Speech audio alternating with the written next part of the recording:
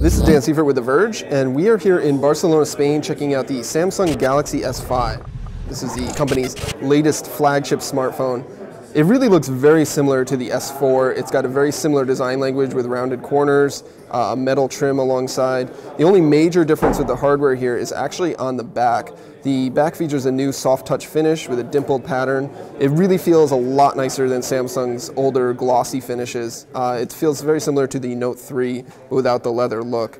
But otherwise it feels pretty much just like the Galaxy S4 in your hand. Hardware-wise, it's a little bit different. It's got a 5.1-inch display.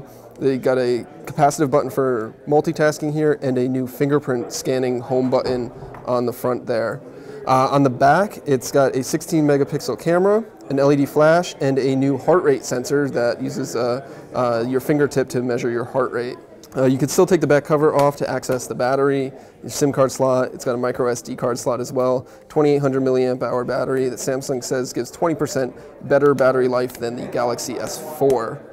Inside, the Galaxy S5 has a quad-core processor. It's 2.5 gigahertz, 2 gigabytes of RAM. It's really fast and responsive. From our brief tests, there's really no lag that we can particularly see.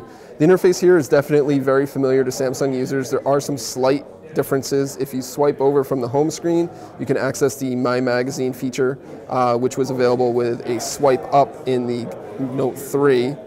But otherwise, it's a pretty standard home screen. The settings menu looks a little different.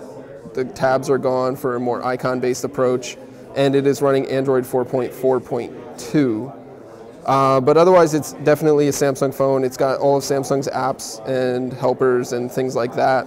The new thing here is S Health has been greatly improved.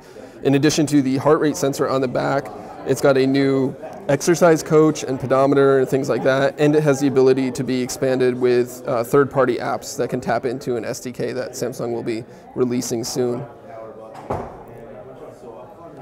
The heart rate sensor uses the sensor on the back here, and you just place your fingertip on it,